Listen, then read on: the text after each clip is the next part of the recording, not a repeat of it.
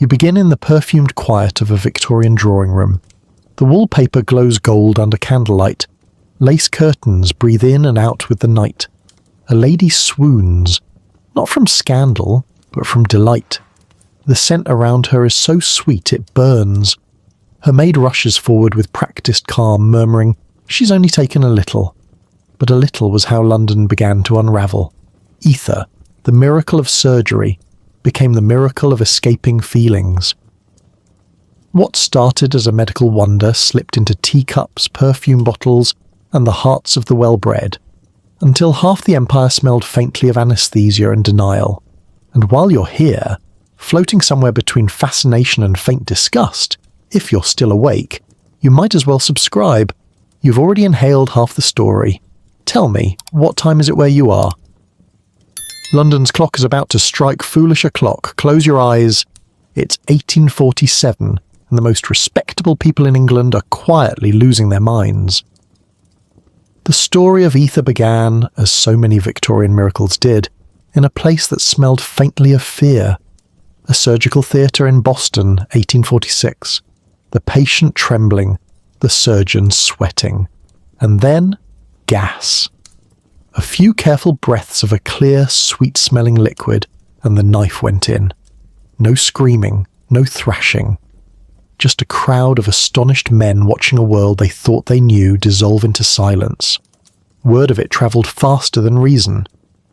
By the time the news reached London, people were calling it the end of pain. In a century obsessed with progress, that was almost a holy phrase. The Victorians already had steam, telegraphs, trains, and chloroform on the way. Now they could have mercy itself bottled and corked. Doctors in black coats and moral certainty began waving small glass vials like relics of modern grace. Hospitals were suddenly full of volunteers, gentlemen eager to test science's newest toy. Newspapers called it a triumph of intellect. The clergy called it a blessing of providence. Chemists called it profitable. Within weeks, London's upper crust was whispering about it over breakfast. Ether became the talk of parlours and teas, where ladies pressed gloved fingers to their lips and asked in low voices, "Have you tried it yet?" Not the surgery, of course, heavens no, but the sensation, the strange, floating calm, a world momentarily freed from its own nerves. The newspapers claimed that women with delicate constitutions found it soothing. Their husbands, who had been soothing them with advice and sermons for years, found that suddenly redundant. In the beginning, it was respectable. Apothecaries sold it over polished counters in blue glass bottles, labels written in looping copperplate script. For relief of hysteria, melancholia, and sleeplessness. It was modern, scientific, civilized. Proof that England was no longer a nation of bleeding and leeches. Even the smell felt expensive. Part lilac, part lightning storm. It became fashionable to dab a bit on a lace handkerchief before attending the opera, a secret promise of serenity amid the crowd. And yet something shifted. Once the surgeons proved ether could silence pain, society began to wonder what else it could silence. The dull ache of boredom, perhaps. The nagging tremor of conscience. The fatigue of keeping up appearances. London was built on repression. Now it had a chemical for that. At first, the upper classes approached it with the same mix of curiosity and denial they brought to everything dangerous. They inhaled delicately, like one might test a new perfume. They described its taste, sweet, metallic, like breathing through a music box. Some reported laughter, others a gentle sense of floating above their own lives, as though observing themselves from the ceiling, free from the heavy gravity of good manners. One fashionable gentleman wrote to the Times insisting that a whiff of ether restores the mind's clarity and renders conversation agreeable. He failed to mention that he'd been talking to the drapes for half an hour. Soon, London's medical miracle had become its favourite parlour trick. Ether corks popped as merrily as champagne. In drawing rooms from Belgravia to Bloomsbury, the rich gathered to test the boundaries of respectability. The air shimmered with laughter, perfume, and the faint, sharp bite of chemicals. Ladies in silk gowns reclined on fainting couches, waving handkerchiefs like surrender flags. Gentlemen in waistcoats quoted science, then fell asleep mid-sentence. Even the servants learned to open the windows discreetly, lest the whole household drift into unconscious unity. Apothecaries began doubling their orders. There were shortages in hospital supplies. Surgeons complained that the rich had inhaled their anaesthetic, but no one wanted to talk about that. It was easier to celebrate progress. England had long believed that God rewarded the industrious. Now it appeared he also blessed the comfortably numb. Ether's reputation as a civilized indulgence made it irresistible. The same people who refused to discuss bodily functions at dinner were now, quite literally, inhaling their emotions. It was clean, odoriferous, and didn't stain silk. Unlike gin or opium, ether didn't leave a smell that lingered in the hallway.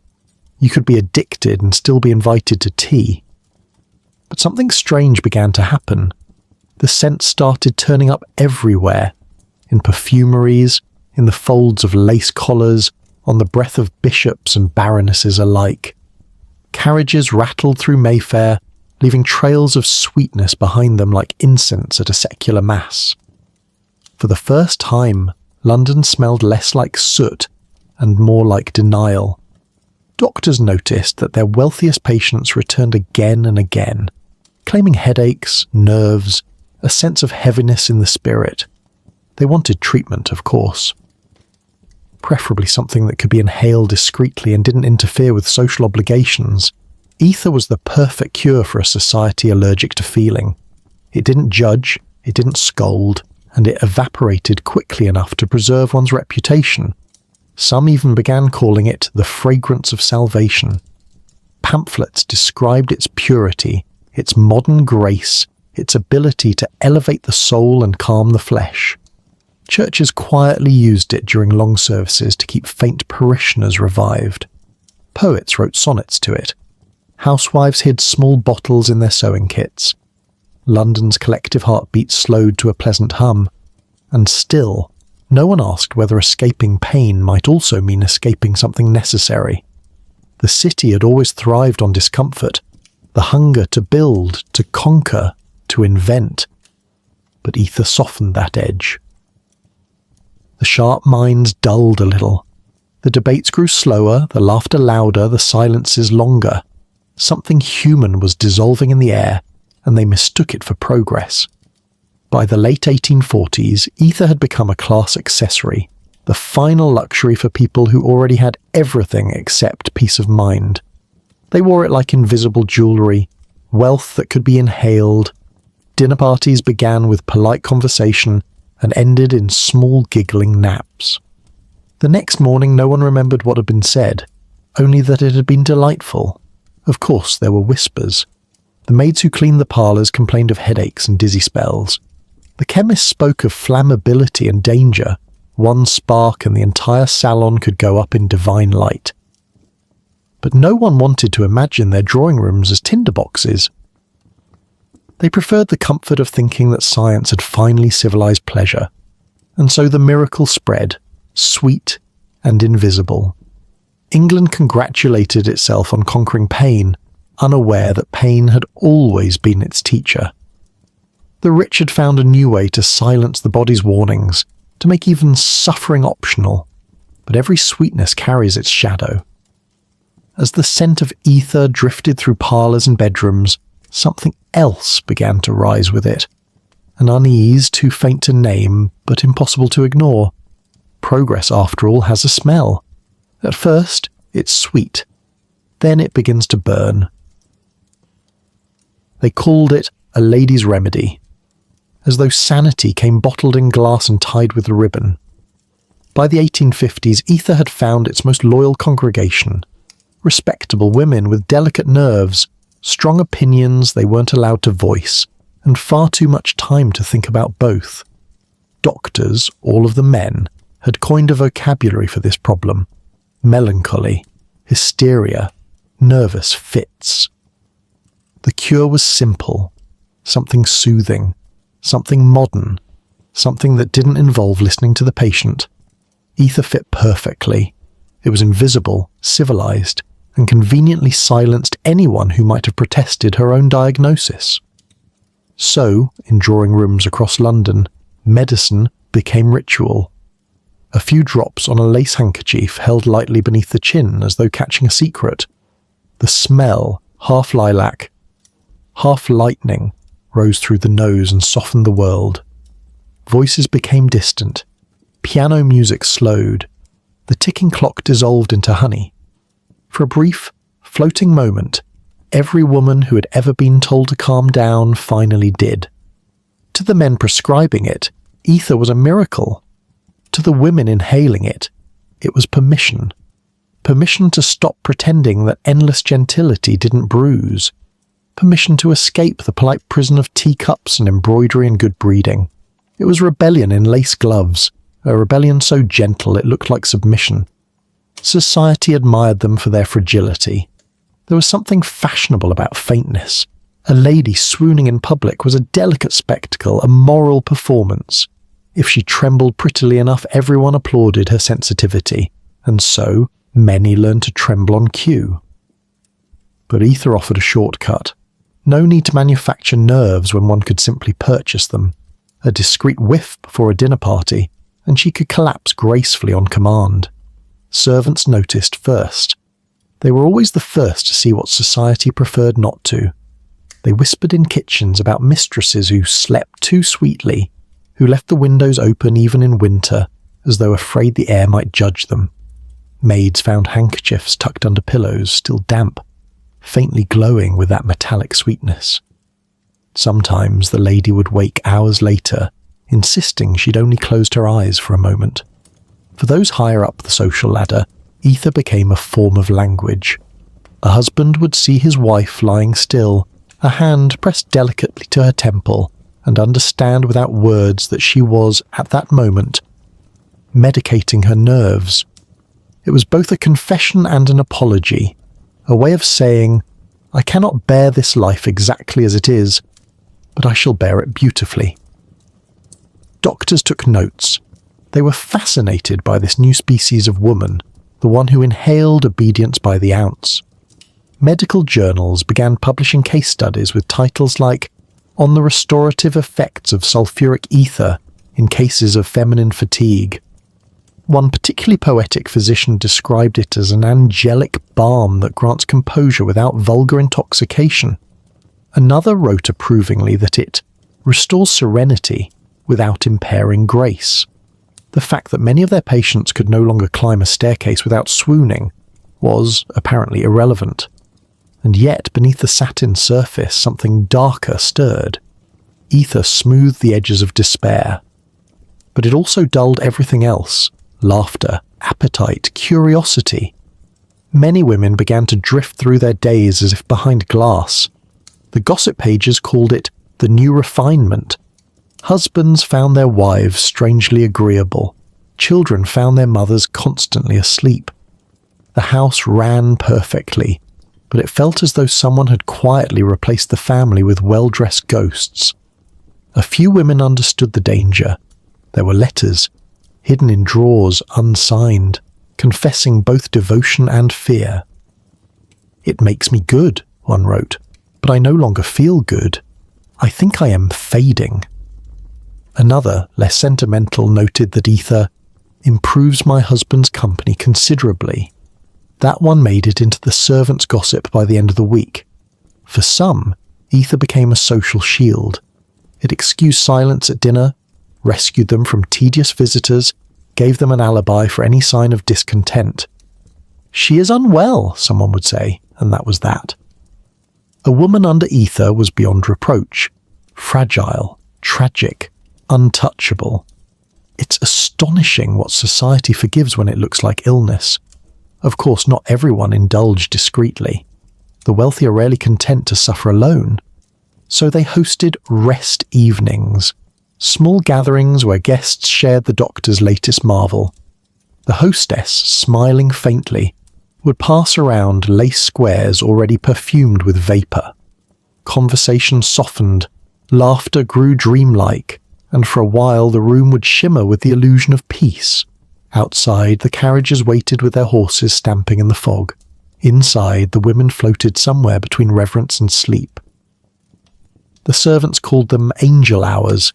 They learned to tiptoe past, to wake no one, to collect the limp fans and drooping roses afterward. If anyone asked, they said nothing. After all, loyalty paid better than honesty. What the doctors did not say, what they perhaps didn't know, was that the body learns to crave calm as surely as it craves air. The more ether they inhaled, the more the world without it felt unbearable. Every unsoftened thought, every unfiltered emotion became too sharp to touch. So the ladies kept their bottles close, hidden in sewing baskets, desk drawers, behind framed portraits. 1 drop to ease the nerves before guests arrived. 2, if they were staying overnight. Soon, it wasn't just a treatment, it was identity. The ether woman became an archetype, pale, poetic, and perpetually tired. Fashion magazines began recommending restful tonics in delicate bottles, promising peace of mind for the discerning lady. Perfume makers copied the scent. Even fiction joined in. Heroines fainted nobly on cue, trailing sweetness behind them. London turned addiction into art. The great irony was that the same men who condemned gin-drinking factory girls praised their wives for mastering ether's subtler grace. The poor staggered, the rich reclined. Both were escaping, only one was applauded for it. That is the genius of hypocrisy. It always smells faintly expensive. By now the doctors had noticed their miracle's darker side. Some patients lost weight, memory, time itself. A few began to tremble uncontrollably, though they swore they felt nothing. But the physicians, trapped in their own logic, couldn't quite admit fault. They advised moderation, which is what you tell someone when you don't want to take away their favourite sin. And so the ritual continued, sweet, silent, unspoken. Across London, in houses that looked identical from the outside, women inhaled their daily reprieve and drifted through the afternoon like perfume.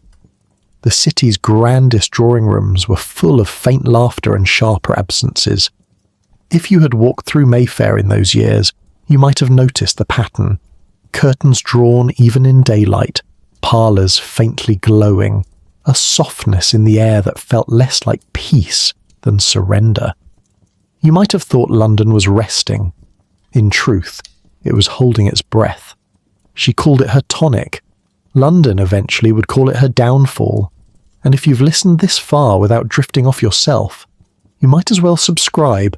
It's the least you can do after inhaling someone else's bad decisions for 20 minutes. By the middle of the century, the ether craze had reached the gentleman, which is to say, the moment chaos began pretending to wear a top hat. In London, no discovery truly mattered until it had been discussed, misused and moralised over a decanter of port. So naturally, the city's most serious minds took to ether with the same reverence they once reserved for Aristotle and afternoon tea. What began as an anaesthetic for surgery was quickly reborn as a stimulant for intellect. The surgeons claimed the first rights to the substance, not as users, but as pioneers. Dr. Charles Eversfield of Harley Street, for example, liked to test the purity of his samples by inhaling them himself, purely for the sake of medical precision. His assistants found him on several occasions sitting perfectly still, smiling vaguely at the wall, and insisting that he could hear time breathing. They wrote it off as scientific zeal. He was not alone. Across the city, doctors performed similar experiments, purely to observe ether's psychological effects, of course, and recorded their findings in notebooks that quickly devolved into ecstatic poetry. Some discovered tranquility, others discovered their knees. One wrote that the gas revealed an infinite intelligence humming behind all things. Another found only the carpet. Meanwhile, the politicians were not far behind. In the gentlemen's clubs of Pall Mall, the new century was already being planned between gulps of brandy and the latest miracle of chemistry. A certain member of Parliament, his name politely omitted from every account, was known to take refreshing whiffs of ether before debates. claiming it cleared the mind and elevated the moral tone of his speeches. His colleagues agreed. His opponents did too, though mostly because they enjoyed the moment he forgot his own arguments halfway through. In truth, it was the perfect gentleman's vice. Unlike gin, it didn't reek of poverty. Unlike opium, it wasn't foreign. It came bottled from chemists in good neighbourhoods and wrapped itself in the authority of progress. A man could be drunk on ether and still quote Latin, which was all Victorian respectability required. In the smoking rooms of London's clubs, those temples of mahogany and self-congratulation, ether became the latest proof that knowledge was power, and power was invincible. Glass vials gleamed on side tables beside cigars and newspapers. Laughter floated lazily through blue vapour. Men in fine coats discussed empire, trade and ethics while quietly dissolving their own. To be fair, they believed it harmless. A passing amusement, they called it. Science, after all, was their justification for nearly everything. Conquest, industry, and now chemical serenity. If the working class could numb themselves with gin, surely the gentlemen of England could do so with grace, and with better glassware. The newspapers adored the trend. The Times praised the experimental spirit of our nation's men of learning, while politely ignoring that several of them had recently passed out at a Royal Society dinner. Caricaturists filled the gaps. One cartoon depicted a group of parliamentarians floating a few inches above their benches, their wigs gently orbiting them. It was labelled the uplift of British politics. The clergy, when they finally caught wind of the practice, debated whether ether altered the soul. One bishop declared that inhalation in moderation might bring man closer to the divine serenity of creation. The same bishop was later found napping during evening prayers, a faint floral scent rising from his robes. Everywhere, men justified their indulgence with the language of enlightenment. Scholars claimed ether sharpened their reasoning. Philosophers swore it lifted the fog of mortal thought. Even poets, those tireless defenders of suffering, insisted that it unlocked the luminous corridors of imagination. For a brief moment it seemed the Empire discovered how to feel inspired without effort. Of course, there were minor side effects. Shaking hands, unreliable speech, a tendency to fall asleep while standing. But gentlemen were accustomed to trembling. It came naturally with power and age. They simply called it vital energy. And if a few of them began to mutter to invisible audiences, well, that was still preferable to losing face in Parliament. What made ether particularly seductive was its ability to mimic virtue. To inhale was to appear industrious, a man improving himself through science, not debasing himself through pleasure. No one questioned how quickly those studies became habits. It was, as one critic later observed, vice disguised as curiosity. The irony, of course, was that these were the same men who scolded their wives for using ether to calm their nerves. To them, a woman's inhalation was weakness, a man's was inquiry. Victorian morality never met a double standard it didn't immediately adopt. One evening at the Athenaeum Club, a group of scholars decided to conduct what they called a collective examination of voluntary anaesthesia. A servant was instructed to seal the windows and bring in sufficient ether for 12 discerning minds. The result was 12 unconscious bodies and one small fire, quickly extinguished with champagne. The report that followed was glowing. Ether, when employed with reason, affords the intellect unprecedented calm. Behind closed doors, though, the consequences were less dignified. Promising scientists lost focus. Professors forgot their lectures mid-sentence. One astronomer claimed to have discovered a star made of sound. Another proposed renaming the human brain the vapor engine. Their notes grew increasingly poetic and useless. Universities discreetly retired them with pensions and polite excuses about overwork. Even outside academia, ether crept into masculine ritual. Gentlemen who once toasted empire now toasted oblivion. After-dinner conversation became an echo chamber of dreamy eloquence and gentle snoring. Clubs that had once dripped with cigar smoke now shimmered faintly with the sweetness of chemical bloom. And yet, no one saw decline, only progress. It's difficult to say exactly when curiosity turned into dependence. Perhaps it was the surgeon who found himself reaching for the bottle between patients, or the politician who realized his speeches sounded far wiser when he could no longer hear them, or the scholar who, for the first time in his life, felt at peace and mistook that peace for genius.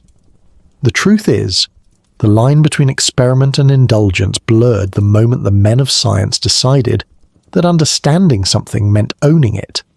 Ether was their latest conquest, invisible, powerful, obedient, and like all their conquests, it began to own them back.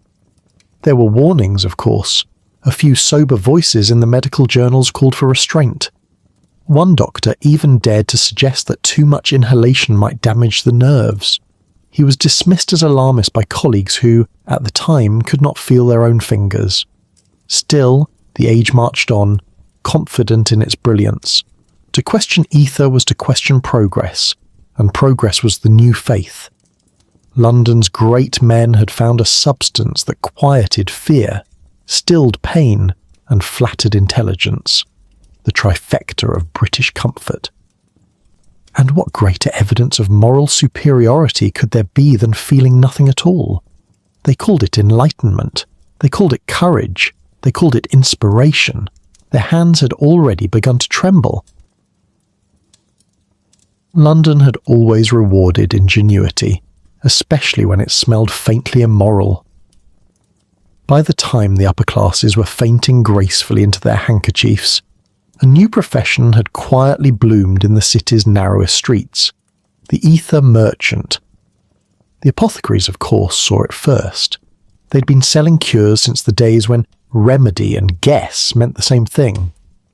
But now, here was something miraculous, a substance that required no explanation, no proof, no return policy. The customers didn't want lectures. They wanted the bottle. They came in pairs, pale wives with trembling fingers, dignified men who pretended it was for a friend. The apothecaries learned not to ask questions, and London rewarded them handsomely for their silence. Ether was cheap to make, at least the real stuff. But the city soon filled with cheaper versions, bottles diluted with turpentine, wood alcohol, or whatever the seller could find without conscience or license. The labels promised medical purity, pharmaceutical strength, and certified continental distillation. Most of those claims were as genuine as the eyelashes of the ladies who bought them. Still, demand grew faster than ethics could follow. Pharmacies that had once peddled quinine and cough syrup now stocked gleaming rows of little glass bottles with names that sounded respectable. Elixir of Serenity, Dr. Whitfield's Restorative Ether Compound, Mrs. Latham's Nerve Balm for the Faint of Heart. Each one was a small glass prayer to modernity, and business was very, very good. Behind the counter, apothecaries smiled their knowing smiles. They watched the city's morals dissolve and thought, quite reasonably, that someone might as well make a living off it. They were merchants, not philosophers.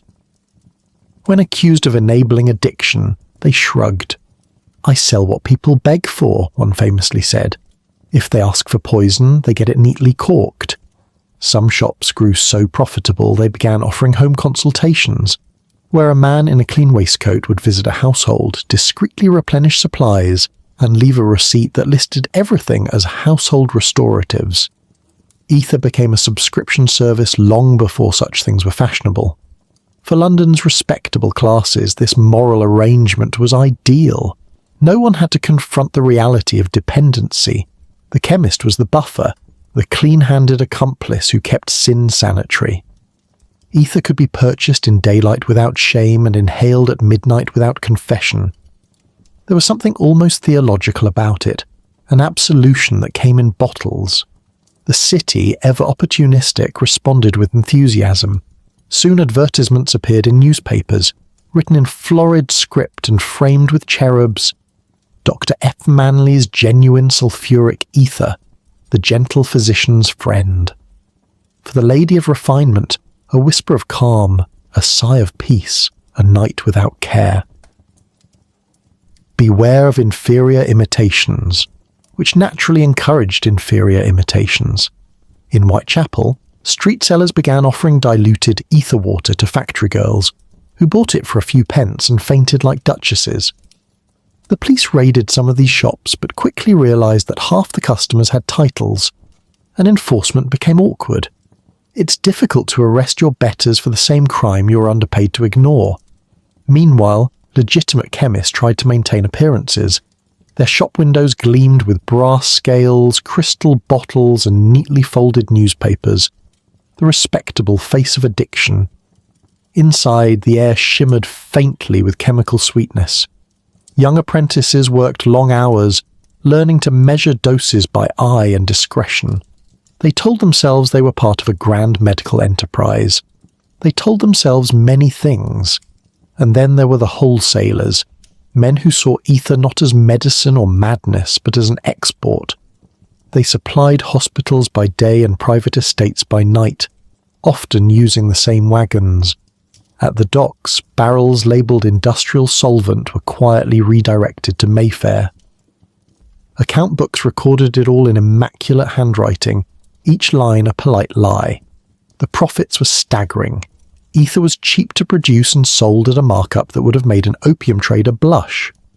By the 1850s, the wealthiest apothecaries were buying townhouses, joining gentlemen's clubs, even funding research societies dedicated to studying the responsible use of anaesthetics.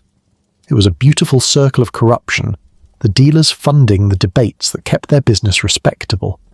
Yet for all the luxury, there lingered a faint anxiety among the sellers.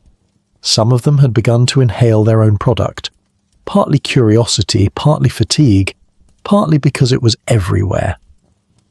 There are diaries from the period written in increasingly illegible script, full of nervous justification. I am merely testing quality. It steadies my hand when compounding.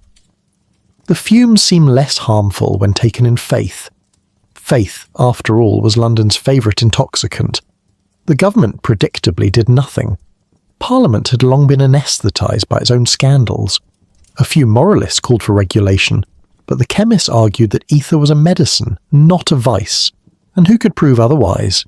Addiction wasn't yet a word people used politely, and besides, the loudest critics were often found unconscious in their own drawing rooms. As the trade grew, so did the city's denial.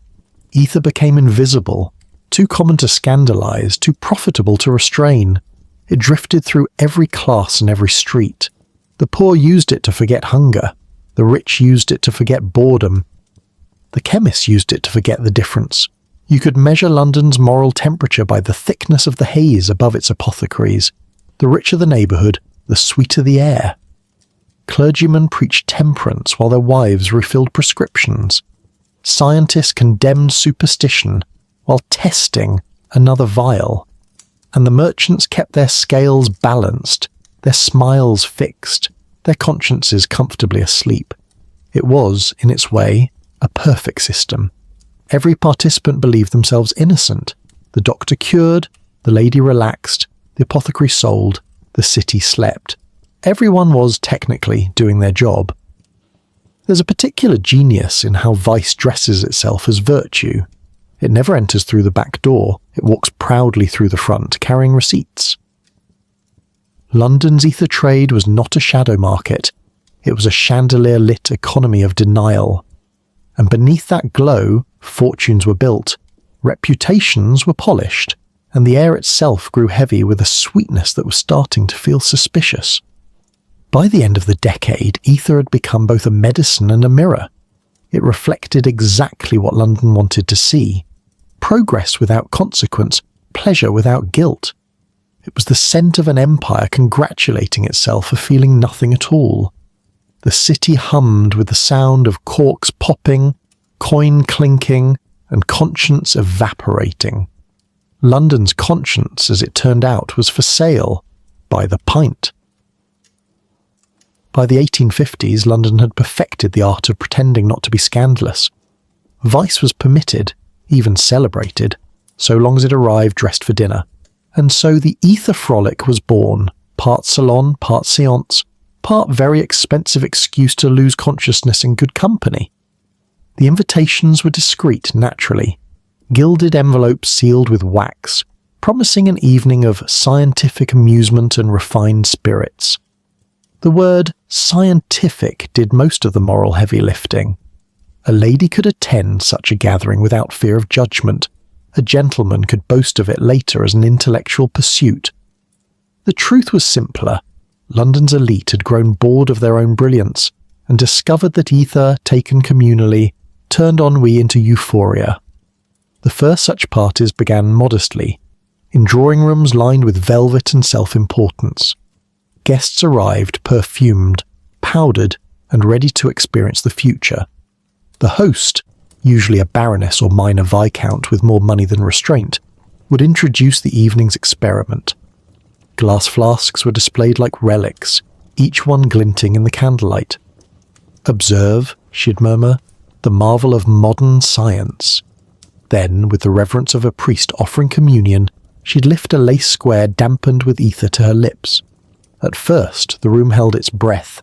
Then came the laughter, soft, unexpected, contagious. The sound spread faster than the fumes. Within minutes, even the most stoic guests were giggling at nothing in particular. Men who normally debated trade policy began reciting poetry to the curtains. Women found themselves confessing secrets to chandeliers. The air itself seemed to wobble with joy, and yet everything remained outwardly elegant. That was the key to the ether frolic's success. Chaos, disguised as grace. Even as guests fainted delicately onto sofas, the servants moved like choreographed shadows, ensuring that no one's collapse looked undignified. A woman could lose consciousness, and still her hair would remain perfect. A gentleman could slur his Latin, and still his cufflinks gleamed. From outside, the house looked tranquil. Soft light, quiet music, the hum of refinement. Inside, the air shimmered with chemical sweetness. The chandeliers blurred into halos, the mirrors breathed. Time folded. A man might stand to refill his glass and find that he'd already done so 6 times, or perhaps not at all. A lady might feel her laughter drift away and return from the opposite corner of the room, slightly delayed. The gossip columns, of course, knew everything and said nothing.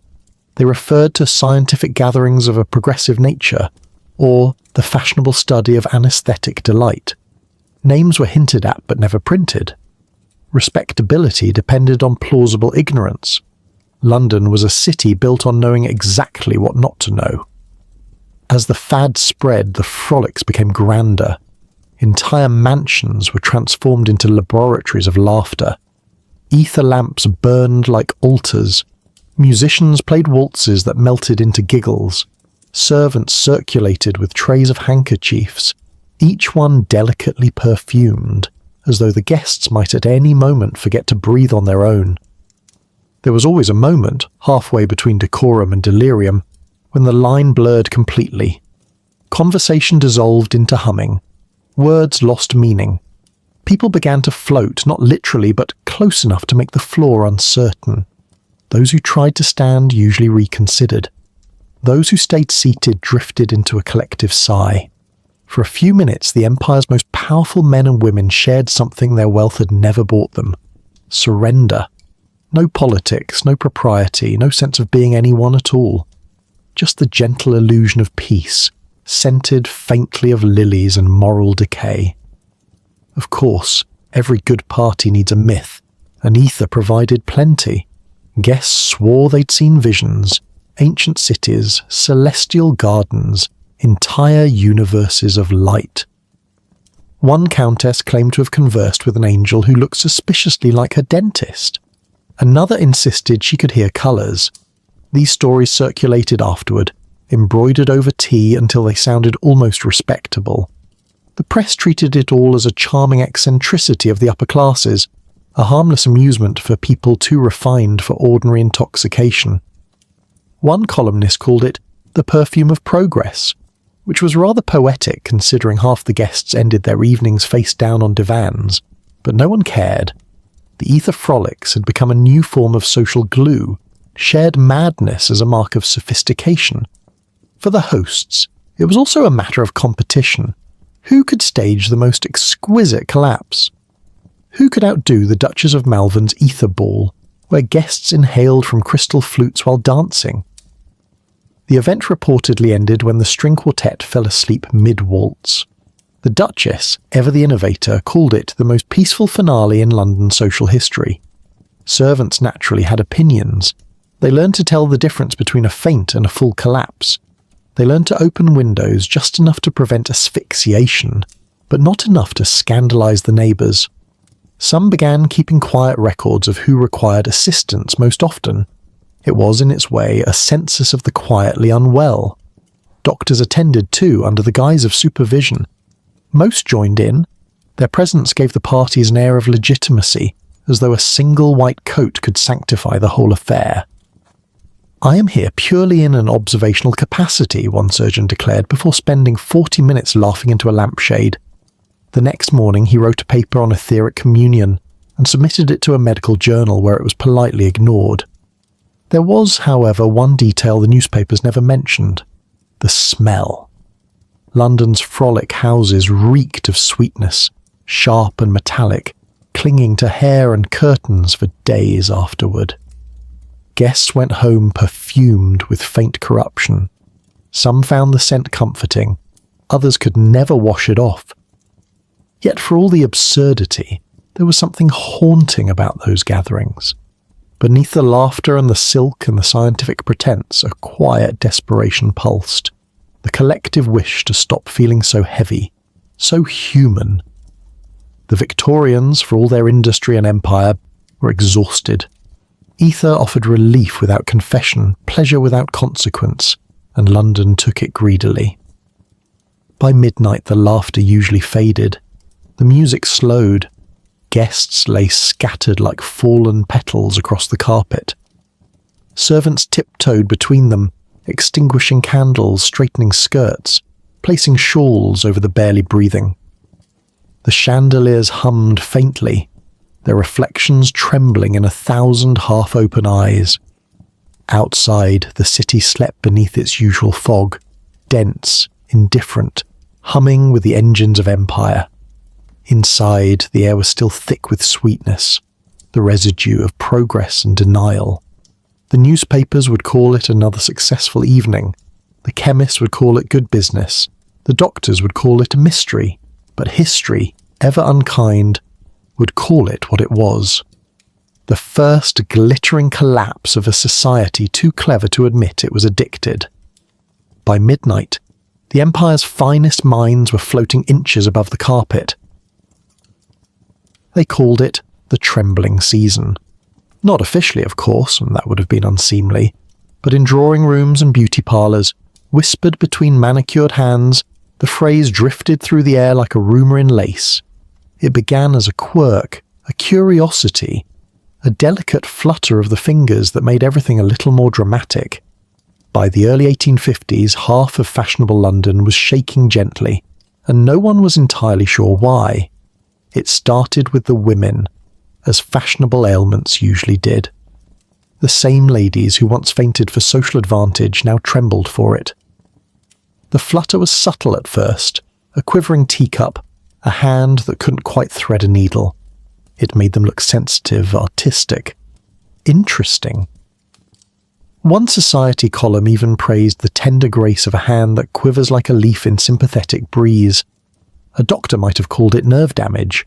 London called it elegance. Beauty parlours were quick to adapt. They always are. Chemists invented new creams promising to soothe the delicate tremor and restore poise to the hand of refinement. Advertisements featured graceful sketches of women in silks, smiling serenely while applying ointments that smelled suspiciously like diluted ether. A few shops even offered stabilizing gloves, thin leather lined with herbs, meant to disguise the shaking while absorbing excess humours. They sold out immediately.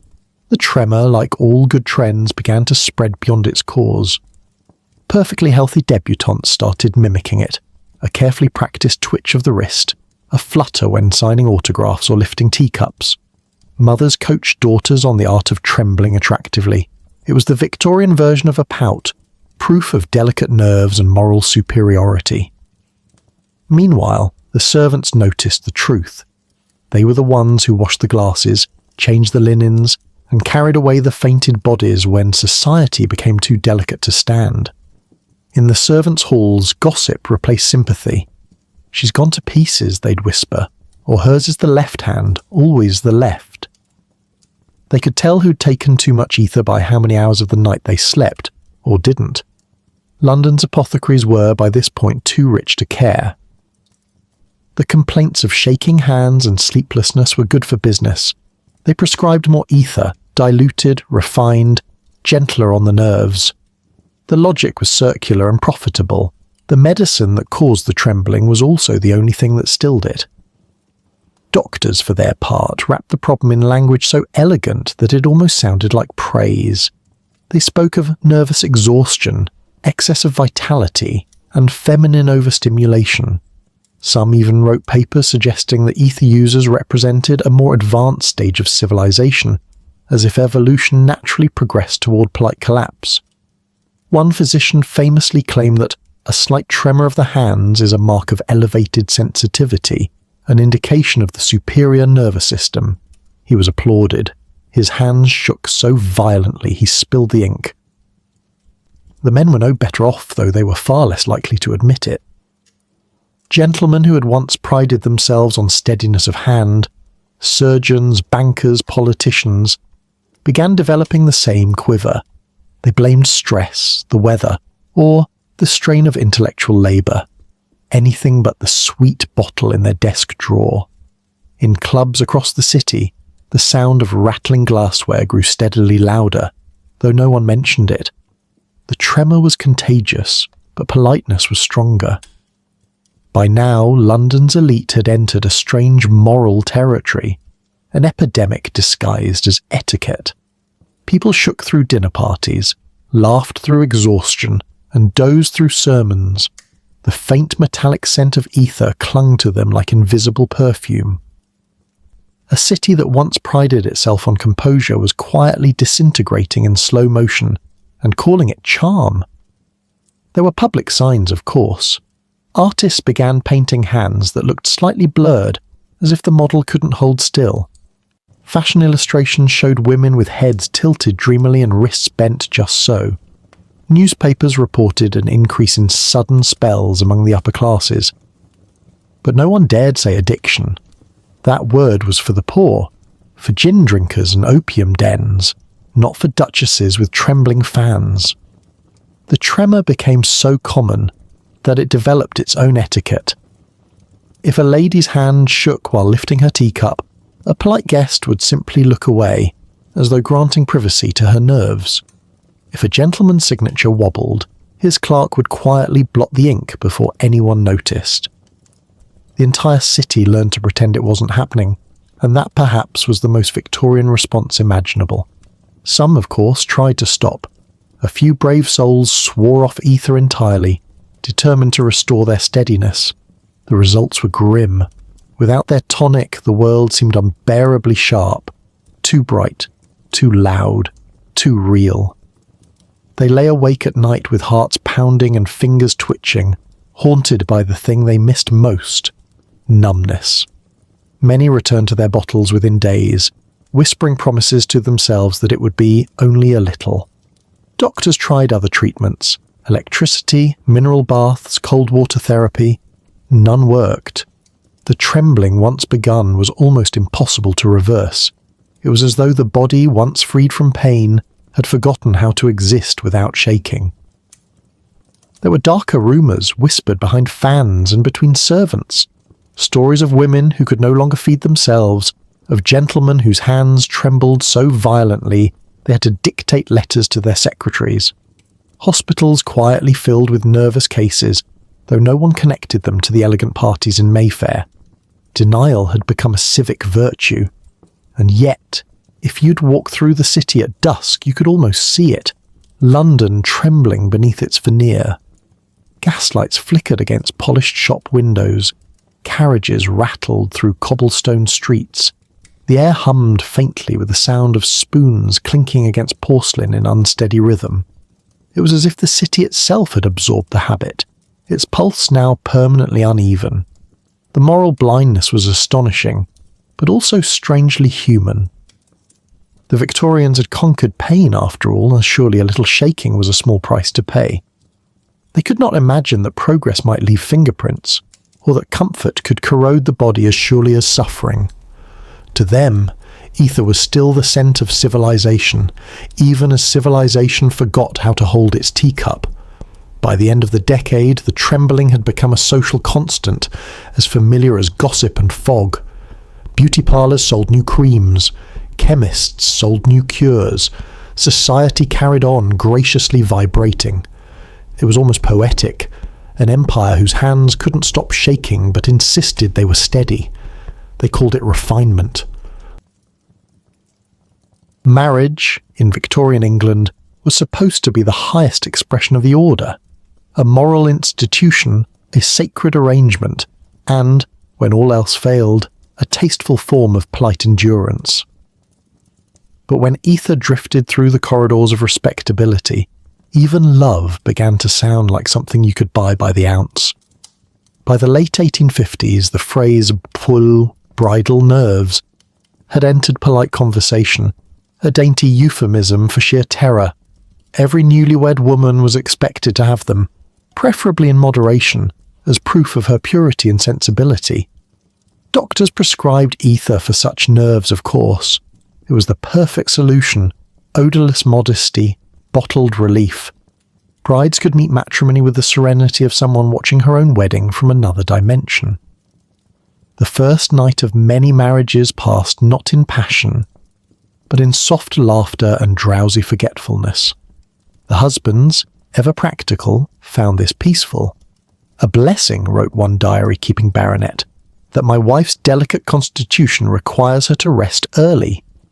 What he omitted, though his tone suggested satisfaction, was that she continued to rest for the next 6 hours, eyes half open, the room faintly perfumed with something between lilacs and laboratories. London's apothecaries quickly noticed the pattern. Nuptial tonics became fashionable gifts, discreetly wrapped in ivory boxes.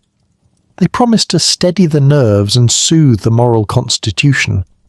In the language of the time, this meant, keep her calm enough to forget she's afraid, but not so unconscious she can't sign her new name on the marriage certificate. Gentlemen began recommending it to one another. "Ether," one lord wrote to another, "is the surest way to secure domestic harmony. My wife is all composure." That was unfortunately true. She was composed of roughly 40% ether vapour at any given hour. Society found nothing odd in this. Wives were meant to be tranquil. Stillness was a virtue. A quiet woman reflected a well-ordered home, and if that quiet came from chemistry rather than character, who was really counting? The difference between obedience and anesthesia is subtle after all, especially when both come scented and silent. Not that the men were immune. Many husbands had their own prescriptions for the nerves. They simply called it research. Anxious newlyweds met in a haze of mutual composure, each privately convinced they were keeping the other calm.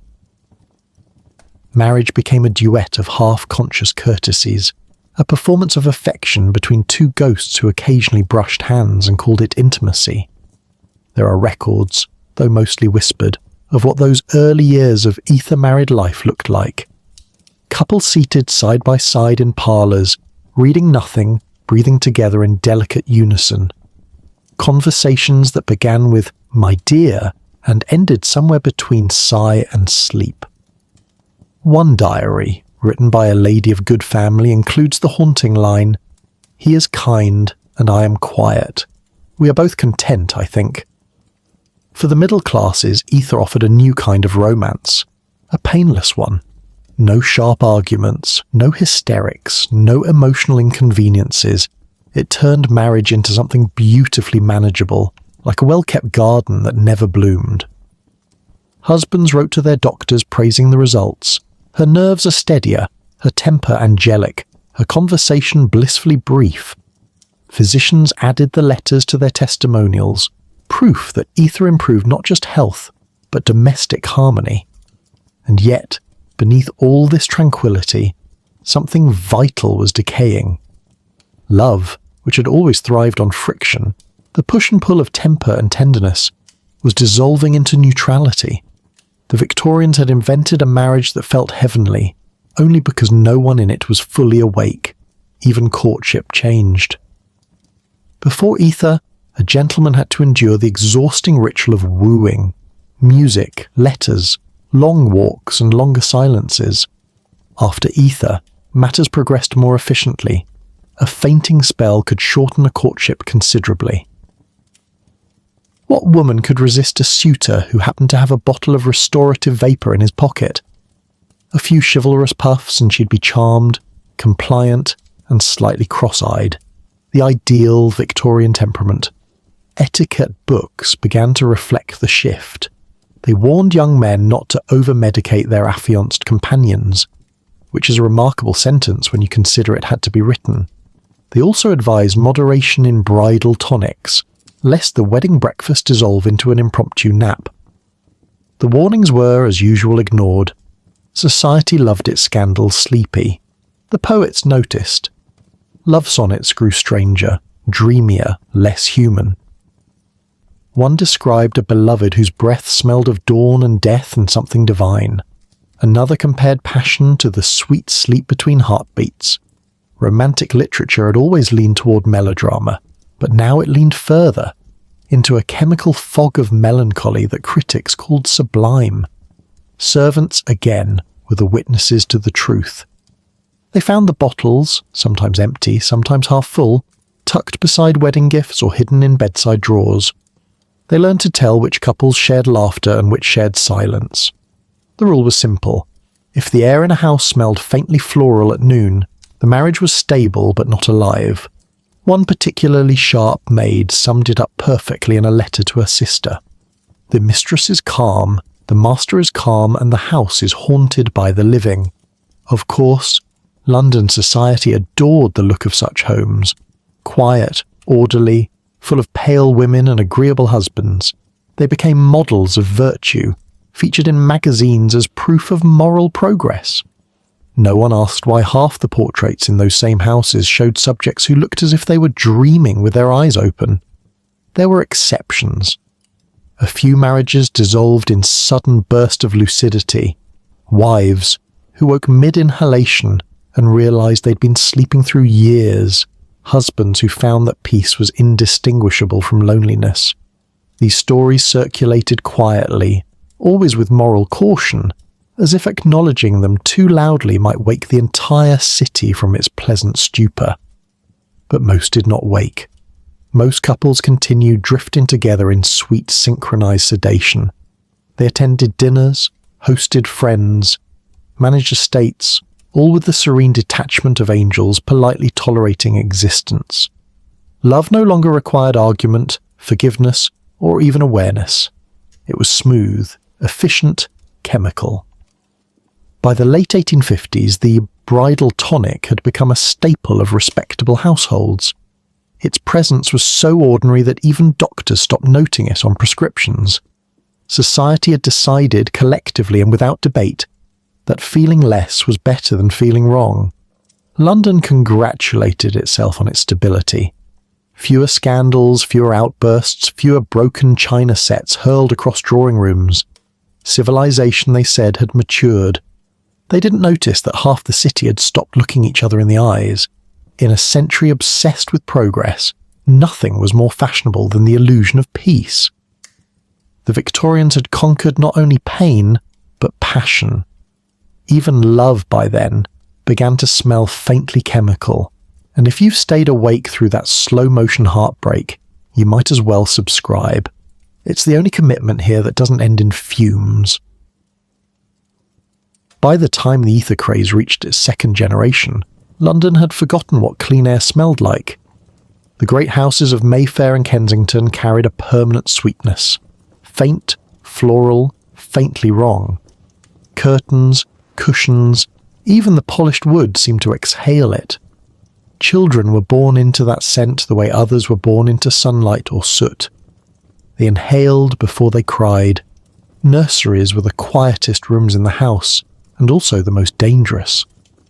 Their air was a soft fog of lavender, talcum, and the faint metallic perfume of ether that drifted upward from their mothers' dressing rooms. Every cushion, every blanket had absorbed a little of it, the domestic ghost of comfort. Babies slept through the night, angelic and motionless, and parents congratulated themselves on their good fortune. London was a city obsessed with stillness, and nothing seemed more civilized than a sleeping child. Doctors praised the phenomenon. The modern child, one wrote, is of calmer disposition than his forebears. He did not ask why. He merely noted the happy absence of tantrums and declared it progress. Mothers, reassured, took their tonics and leaned over their infants' cots with smiles faint enough to be mistaken for serenity. The nannies and governesses knew better. They were the ones who aired out the rooms, scrubbed the linens, and cleaned the tiny bottles that dotted every nursery table. One described the scent that never left her hands as sweet lightning. Another simply stopped writing letters home. She was found one morning asleep in a rocking chair, an empty vial on the floor beside her. The mistress of the house called it exhaustion, which was almost true. Still, no one blamed the children's calm on anything unnatural. Society liked its offspring obedient. If a child seemed too quiet, too pale, too prone to long daydreams, they were called delicate, the highest of compliments. Tutors tributed in attention to genius. They live in their own world, people said approvingly, without realizing how literally that might be true. In some homes, play itself became imitation. Children saw their mothers inhale from lace squares and their fathers from crystal flasks. They copied them, because that's what children do. Mimicry is their first language. There are scattered diary entries from nurses describing the little ones pretending to sleep, holding imaginary handkerchiefs to their faces and giggling. They call it the sleep game, one wrote. They do it after tea. They think it's funny. The sleep game spread through nurseries faster than measles. It required no props, only imagination, and a basic understanding that grown-ups were always tired. Some clever child must have noticed the pattern, a sigh, a smile, a drift into silence, so they mimicked it. Soon, playtime across London included a chorus of tiny snores and mock fainting fits. Parents found it charming. So theatrical, they said. Our children are born actors. No one thought to worry. Ether was progress, and progress was purity. To question it would have been to question modern life itself, and besides, children had always reflected their parents' habits, their speech, their manners, their prejudices. Why not their vices too? It was the natural inheritance of civilization. Some of the wealthier families even began dosing their children for the nerves. A drop in milk here, a dab on the pillow there, all perfectly respectable, prescribed by men with Latin on their doors. The logic was flawless in its cruelty. If ether soothed adults, it must surely help children too. The result was an entire generation of well-behaved ghosts. You could see it in their eyes, one governess wrote, clear and distant, as though they looked through you. Playgrounds grew quieter. Dollhouses gathered dust. The only noise in many nurseries was the slow creak of a rocking horse that no one was actually riding. Childhood, that noisy, inconvenient burst of life, was slowly being refined out of existence.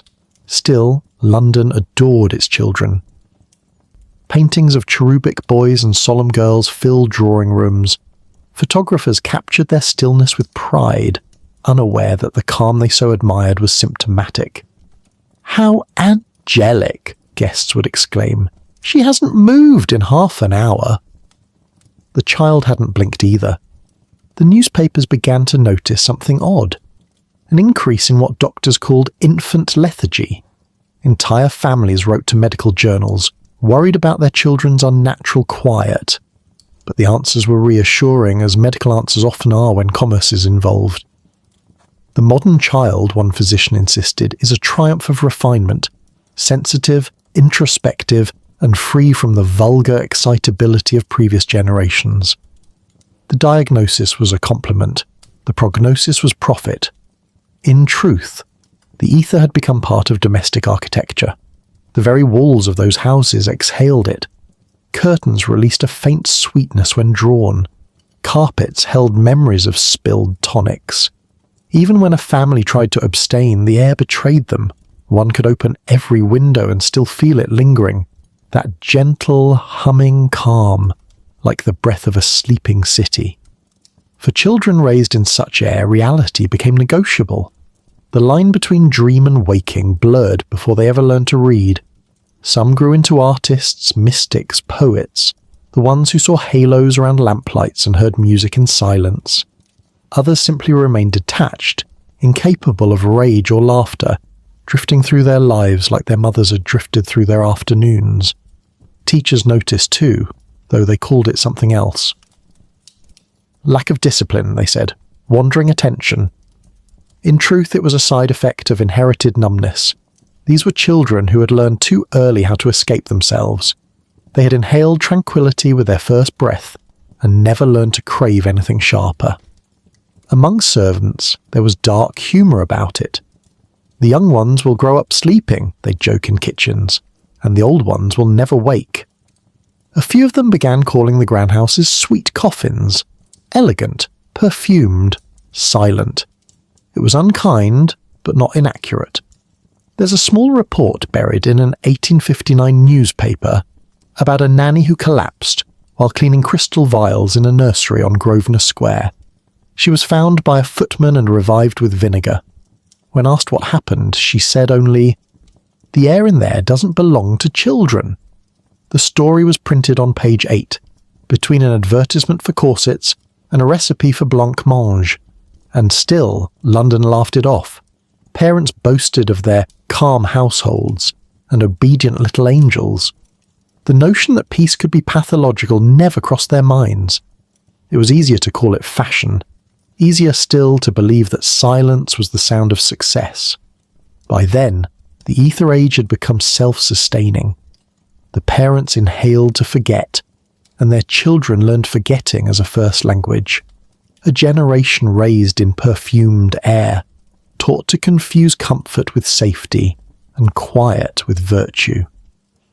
When the nannies opened the nursery windows each morning, the breeze that entered felt too alive, too sharp. The children would blink against it, frown, and turn back toward their toys, where everything smelled familiar and forgiving. No one noticed that childhood had stopped breathing quite naturally. By the late 1850s, London had reached a curious equilibrium between sin and sermon, a moral seesaw balanced neatly on the fumes of ether. On Sundays, the city smelled like salvation with a chemical aftertaste. The churches were full, the pews polished, the souls spotless. You could walk into a parish anywhere from Kensington to Clerkenwell and catch the faintest whiff of sanctity, and something distinctly flammable. The preachers naturally disapproved of ether. Publicly, that is. From their pulpits, they thundered against the new indulgence corrupting Christian restraint.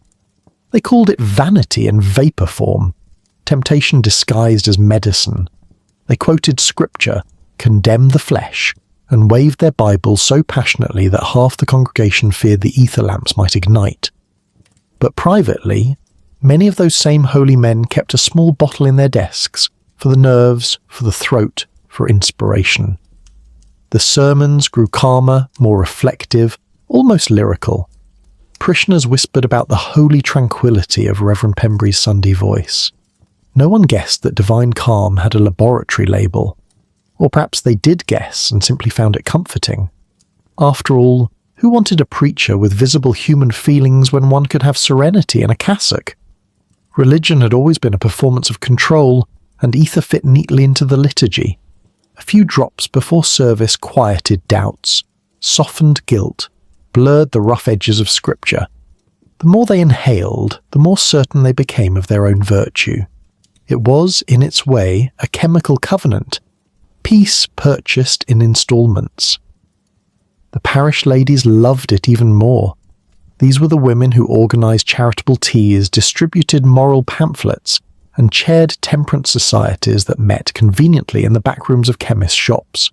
They condemned gin, pitied opium, and adored ether, not for its intoxication, of course, but for its purity. "Alcohol dulls," one lady wrote, "but ether elevates. It carries one closer to the divine." She neglected to mention how often she ascended before lunch.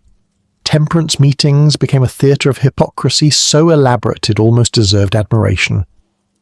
While one hand signed pledges of abstinence, the other accepted discreet parcels from the same apothecaries who supplied London's salons. The speeches were passionate, the eyes were slightly unfocused. The minutes of their meetings record many profound declarations and a suspicious number of fainting spells. The clergy, for their part, offered guidance. A small restorative, they said, is permissible for the weary spirit. The weary spirit was, by then, a national epidemic. Parishioners took the advice gratefully, each assuming moderation was something other people needed to practice. Churches began to smell less like incense and more like innovation. Candles burned beside bottles. Hymns rose through a haze of reverent stupor. A visiting American observer wrote, "The English worship with a composure I can only describe as anaesthetised." He meant it as praise. Behind the scenes, a few ministers tried to resist the trend. They preached fiery sermons about moral decay and the dangers of artificial calm. One famously declared, "There is no chemical shortcut to grace," and then promptly collapsed at the pulpit. "Dehydration," said the papers. Those close to him whispered about the bottle of medicinal ether found in his coat pocket. The contradiction didn't end with the clergy. Ether crept into every level of religious life, from the choir loft to the vestry. Choir boys complained of dizziness during long services, a problem solved when someone suggested perfuming the air with just a trace to calm the nerves. Congregations approved. The music improved dramatically. For the first time in history, church attendance increased with chemical assistance. Even theology adapted.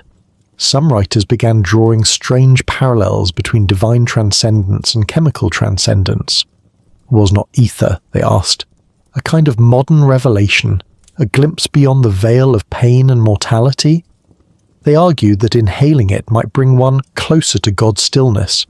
It was heresy with good branding. Meanwhile, chemists seized the opportunity. They began producing sanctified vapours and clerical restoratives, marketed directly to the devout. One advertisement promised a sacred calm without sin, the perfect companion to sermon preparation. Sales tripled during Lent. The confessional booths became busier than ever, though not necessarily more honest. Parishioners confessed everything except the bottle in their handbag. The priests absolved them anyway. They were, after all, equally perfumed. London's moral equilibrium depended on shared hypocrisy. It kept the peace better than any law. Out in the streets, sceptics mocked the trend. Pamphleteers circulated cartoons of preachers inhaling from censers marked ether. The captions read, "A whiff of holiness." Another depicted angels fainting politely in heaven, overcome by London's virtue. The laughter was nervous. Everyone recognised someone in the joke. And yet through all this religion flourished. Churches stayed full. Donations rose. The faithful claimed a serenity that looked suspiciously like sedation. Spiritual ecstasy had been industrialised. "It is a peaceful age," wrote one bishop. "The people are calm." He was right, though not for the reasons he imagined. What no one admitted, what perhaps no one could admit, was that ether had filled the same void religion once did. It promised relief from pain, certainty in uncertainty, comfort without confession. The Victorians had not abandoned faith. They had distilled it. Where once they sought salvation through prayer, now they inhaled it. And in typical English fashion, they did so politely, quietly, without ever saying the word addiction. On Sundays, the city shimmered with false virtue. The bells rang through a fog of sweetness.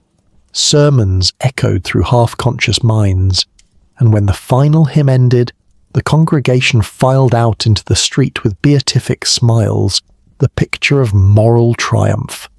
No one stumbled, no one sinned, at least not visibly. London's churches had achieved something remarkable, a congregation that no longer wrestled with guilt or doubt. The worshippers felt light, serene, untouched by the rough edges of conscience. For once, everyone agreed on the nature of grace. It came in bottles small enough to fit inside a prayer book. The preachers called it spiritual renewal. The chemists called it good business. The newspapers called it moral progress. The rest of us might call it what it was. The congregation was clean, perfumed, and quietly high. It began, as most scandals in London did, with a sound. The delicate clink of a dropped glass, a gasp, and the unmistakable rustle of silk hitting the floor. Lady Eugenia Fairborn, daughter of an earl, wife of a baronet, patroness of several charitable institutions, and rumoured possessor of the best complexion in Mayfair, had fainted at her own soirée. That alone was not remarkable. Victorian ladies were practically trained to collapse at the sight of boredom or bad music. But there was something different about this fall. The slowness of it, the stillness after. Conversation stuttered. The violins hung on an unfinished note, and 100 polite smiles froze in place. At first, the company assumed she'd simply overexerted herself. The heat, someone whispered, the excitement. The corset, said another with sympathy. A doctor, conveniently present as they often were at such gatherings, hurried forward, took her wrist, and frowned in a way that told the servants everything. Within minutes, the laughter drained from the room, replaced by the fragile hush of people trying very hard not to be present at a tragedy. The newspapers called it exhaustion. They always did. A sudden turn of the heart, one paper wrote, brought on by fatigue and the stress of her many social obligations. The phrase heart failure appeared in the later editions, sandwiched neatly between gossip about the Derby and a scandal involving a duchess's lapdog. But in the drawing rooms of London, people knew better.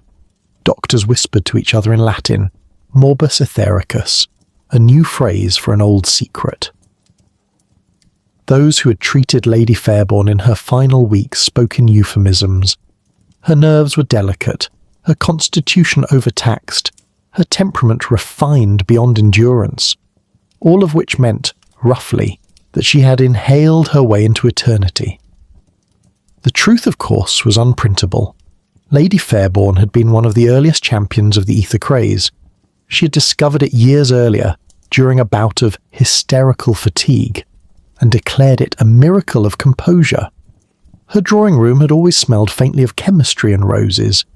Guests recalled that she seemed seraphic, her smiles a little too serene, her eyes a touch too distant. The servants, less poetic, simply said she looked half here, half elsewhere. In the weeks leading up to her death, she had been preparing for the social event of the season, her midsummer soirée, a gathering so exclusive that even rumour needed an invitation. The theme, naturally, was the Age of Enlightenment. Guests were to appear in shimmering pastels and discuss philosophy while pretending to understand it. Ether, as always, would drift invisibly through the air, a modern improvement on the stuffy traditions of wine and wit. But on that June evening, Lady Fairborn had been restless.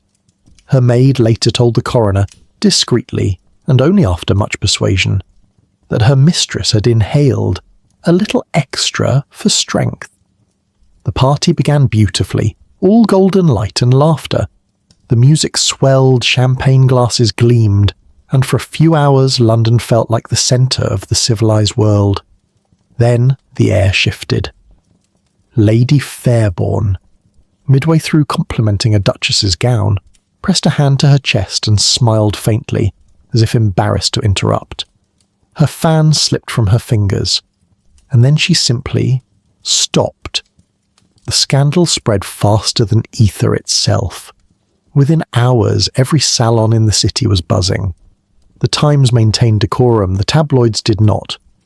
One pamphlet, sold in the streets for a penny, depicted her as a tragic angel, ascending in a cloud of vapour. Another accused French perfumers of poisoning England's women. A third, more creative, blamed the weather. Everyone blamed something. The French for their perfumes, the doctors for their indulgence, the husbands for their neglect, the weather for being too warm, too cold, or too English. No one blamed the ether. That would have meant blaming themselves. Within a week, Fairborn blue, the colour of the silk gown she died in, became the latest fashion. Mourning attire, but chic. Shops sold ribbons in her name. One perfume house even released a scent called Eugenia's Calm, which, in a remarkable display of irony, smelled faintly of ether. The city mourned her tastefully and profitably.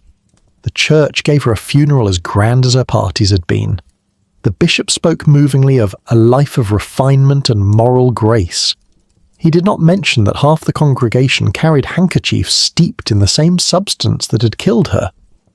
The choir sang "Nearer, My God, to Thee," which felt like mockery to those who knew the details. Behind closed doors, her doctor was inconsolable, not from guilt, but from professional embarrassment. He had recommended ether for her excessive sensitivities and assured her husband it was safe in judicious amounts. The husband, for his part, refused to discuss the matter. He donated a large sum to a hospital and moved to the country where, rumour had it, he installed new ventilation in every room. The scandal should have ended there, neatly folded between gossip and grief. But Lady Fairborn's death had broken an unspoken rule. The rich were not supposed to die of their own indulgences.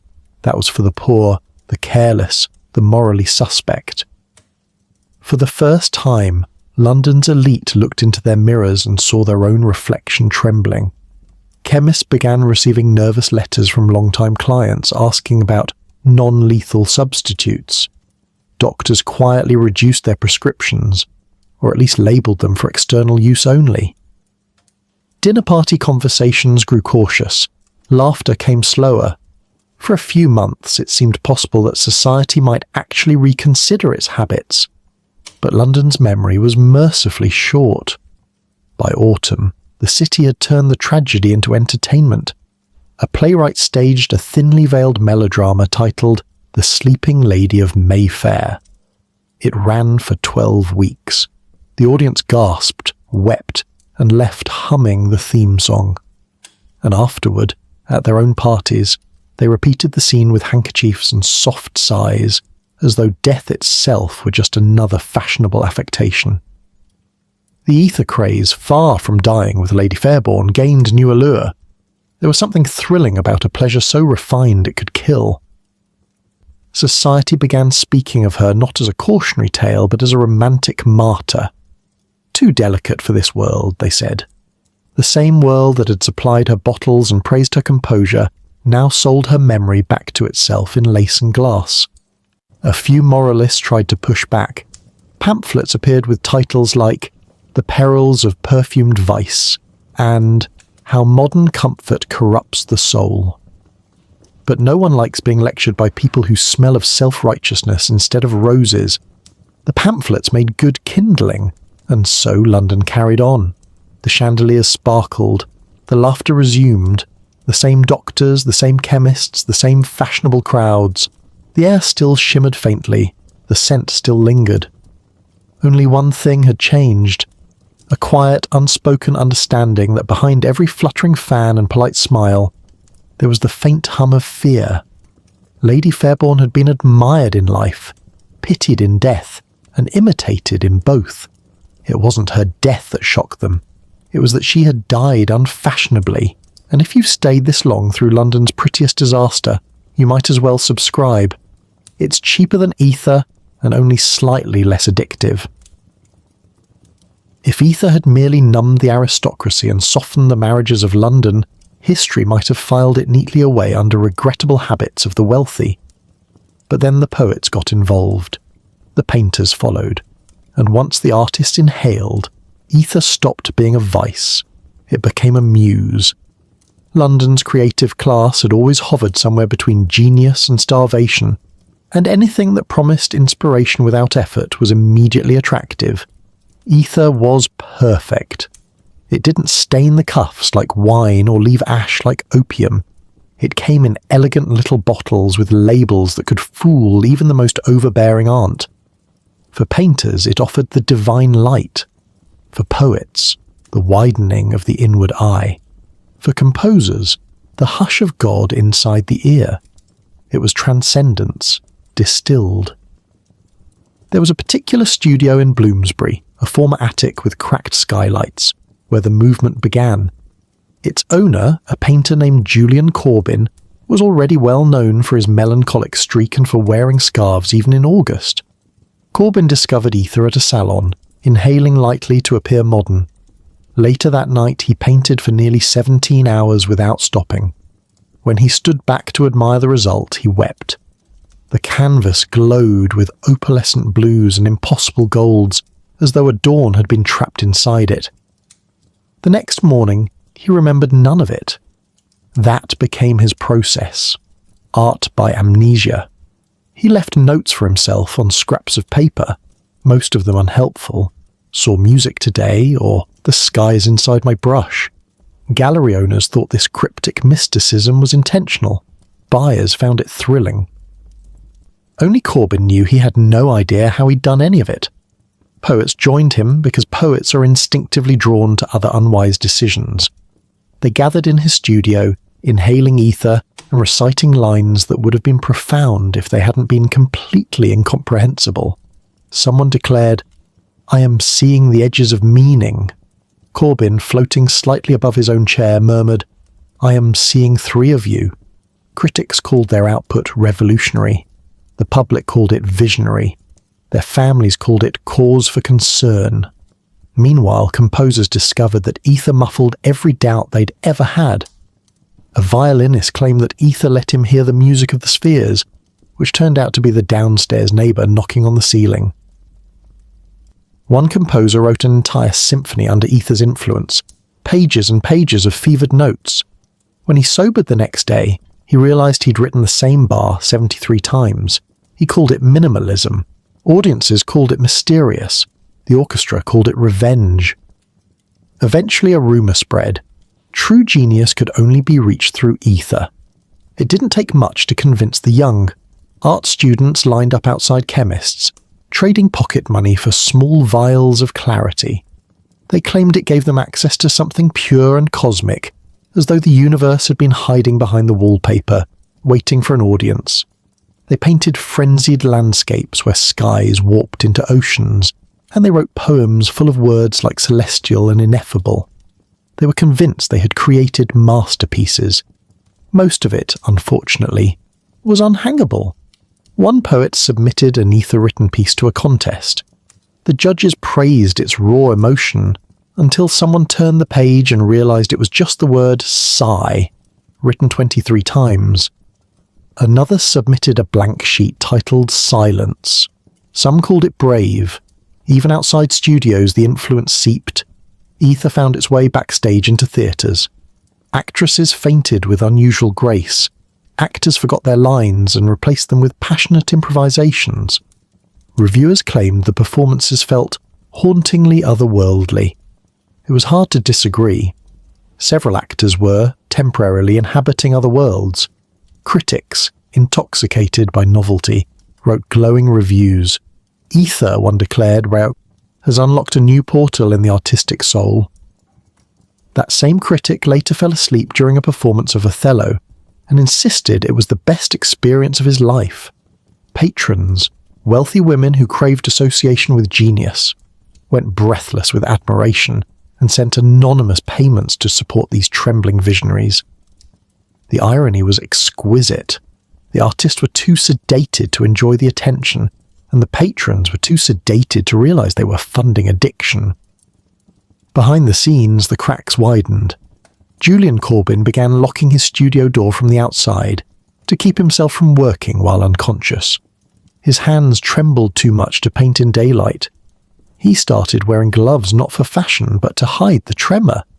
Ether had given him transcendence and taken precision. An artist needs both. One night, Corbyn vanished for 6 hours. He later learned that he had walked the streets of Bloomsbury barefoot, carrying a half-finished canvas and telling passers-by he was delivering light. He had no memory of it, only the canvas smudged with rain and dirt and footprints. It sold immediately to a gallery. Perhaps the saddest moment came when a young poet named Elizabeth Ward, celebrated as the new voice of London, refused to publish her latest opus, believing it unfinished. After she died of respiratory failure at 26, her desk was opened and the poem discovered. It was 3 words, "I am floating." Her friends insisted it was a metaphor. Her mother knew better, and still, ether remained fashionable. Artists clung to it because the alternative, creating sober, meant facing the terrifying possibility that their genius was not genius at all, but chemistry. The public adored the madness. London had always been secretly entertained by the collapse of creative people. It made excellent dinner conversation. Museums began advertising exhibitions of ether-inspired works. Critics spoke of the etheric movement as though history needed clearer branding. No one mentioned the trembling hands behind the canvases or the bottles hidden in coat pockets. Addiction became a kind of mythology. The artist suffered, therefore he must be brilliant. The more erratic the painter, the higher the bidding. The more detached the poet, the more profound the meaning. London loved the art, ignored the bodies, and applauded the collapse. One evening, at a private viewing, a guest leaned too close to Corbyn's latest painting and whispered, "It feels like a hallucination." Corbyn, standing nearby, smiled weakly and said, "Yes, it was." Within a year, his hands could no longer hold a brush steady. Within 2, he left the city. His final sketchbook contained only one written line: "Light does not belong to us." Ether had promised transcendence and delivered erasure. In the end, London was left with exhibitions of masterpieces created by artists who barely remembered painting them. Works praised for their emotional rawness, while their creators quietly deteriorated. Families cleaned up the shards, critics drank champagne, patrons whispered that suffering made art noble. London convinced itself that addiction was a form of enlightenment. London was intoxicated with its own genius and couldn't remember what it had meant to say. By the 1860s, the glow had begun to fade. The chandeliers still burned, the salons still glittered, and the apothecaries still smiled. But London had started to smell faintly of something singed. The sweet perfume of progress was turning acrid. Ether, once the city's invisible luxury, had become its lingering headache. The warning signs arrived first in whispers. A small fire in a Mayfair townhouse started when a guest lit a cigar too close to the wrong kind of miracle. A minor explosion in an apothecary on Regent Street that left the proprietor without eyebrows and without customers. The curious case of a lady who fell asleep under ether's influence and woke to find half her boudoir in flames. Society dismissed these as accidents, of course. Isolated incidents of enthusiasm, as one newspaper delicately put it. But fire has a way of clarifying moral vision. The newspapers, once indulgent, began to change their tone. Where they had once written about the perfume of enlightenment, they now wrote about the perils of indiscretion. Illustrators drew satirical cartoons of Londoners floating above burning drawing rooms, fans and wigs aflame. For the first time, ether had become unfashionable, not because of ethics, but because it clashed with upholstery. The shift was gradual, almost reluctant. The elite never truly abandon a vice. They simply rename it. Chloroform arrived, newer, smoother, more scientific, and the wealthy embraced it with the same moral conviction they had once reserved for ether. The chemists rebranded, the doctors updated their prescriptions, and progress marched on with its usual amnesia. But ether didn't disappear. It drifted downward, seeping into the cracks of the social order like smoke. While the rich moved on to more respectable miracles, the poor inherited the old one. Factory workers, laundresses, clerks, people whose only luxury was temporary relief, bought what they could afford from street sellers and unlicensed chemists. A penny for forgetfulness, a penny for peace. The bottles grew smaller, the contents rougher, the air thicker. Hospitals, too, began to feel the consequences. The surgical wards, once symbols of human triumph, now carried a strange, bitter-sweet scent. Mercy and regret, hope and hangover. The very thing that had revolutionized medicine was now turning on its creators. Doctors who had once celebrated the conquest of pain now found themselves treating its chemical shadow. Patients trembled, sweated, hallucinated. Recovery rooms became confessionals for the age of anesthesia. London was sobering up, though it didn't like the process. Without ether's haze, the city's nerves were raw. The conversations that had once been dreamlike and profound now sounded brittle. The laughter at dinner parties came too loudly, too late. Even the weather seemed colder. There was a collective sense of embarrassment, as though everyone had attended the same party and only just realized what they'd done. The moralists pounced. Pamphlets appeared again, this time not warning but gloating. The wages of indulgence, they wrote, are decay. Ministers preached fiery sermons about chemical temptation. Their congregations nodded solemnly, conveniently forgetting that half of them had once fainted gracefully under its influence. The hypocrisy, as ever, was neatly pressed and sweetly perfumed, and yet not everyone wanted to let go. There were holdouts, small gatherings in dim rooms, aging aristocrats who still believed that civilization had peaked the night ether first kissed their lungs. They spoke nostalgically of the golden evenings, of the laughter that floated, as though describing a lost paradise. Their hands shook as they poured the last of the bottle. They called it art, they called it memory, they called it medicine. The younger generation found them embarrassing, relics of a sentimental age. To them, ether smelled old-fashioned like lace and decline. They preferred sharper things, speed, invention, industry. The empire was building railways and telegraphs now. Who needed vapour when you had electricity? Ether became a joke, an antique habit. London congratulated itself for having moved on, which is the city's favourite way of lying to itself. But progress never cleans up after itself. The slums near the docks reeked of diluted ether, cheap and harsh. Children stumbled through alleys in a daze, their mothers calling it rest.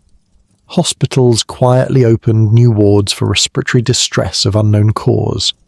Unknown, of course, was a polite word. It meant unprofitable to fix. And yet the same society that pitied these lower-class weaknesses had built the addiction from its own luxury. The difference now was packaging. The rich had their chloroform, their laudanum, their latest modern comforts.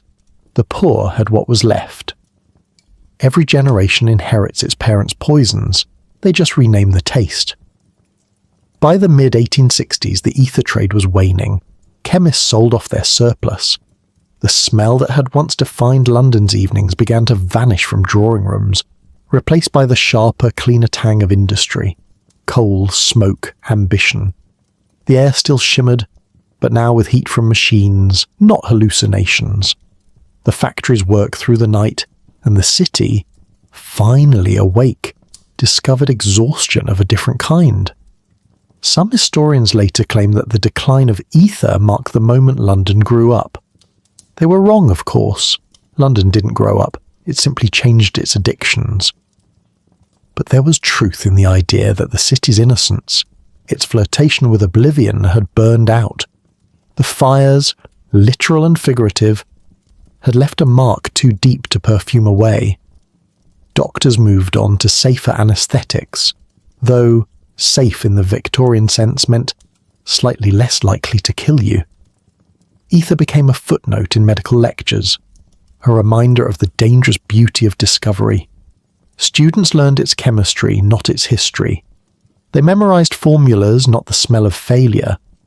But there were still moments, in quiet wards at night, or when the wind blew just right through certain streets, when the air carried a trace of it. Sweet, fleeting, impossible to mistake. The scent of an age that had mistaken numbness for enlightenment. London tried not to notice. The city's newspapers filled with stories of progress. New bridges, new machines, new colonies. No one wanted to talk about what had been lost along the way, or how easy it was to trade conscience for comfort. The Victorians preferred forward motion to reflection, which is why they were so good at both conquering the world and forgetting what they'd done with it. Still, every triumph has its shadow. For all the factories and hospitals and libraries that rose in the wake of ether's decline, there was a quiet melancholy underneath. The world had moved on, yes, but not quite recovered.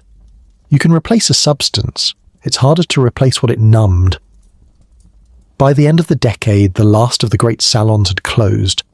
The last of the ether addicts had faded into private obscurity or medical wards, and yet the residue lingered, not just in the curtains or the carpets, but in the culture itself.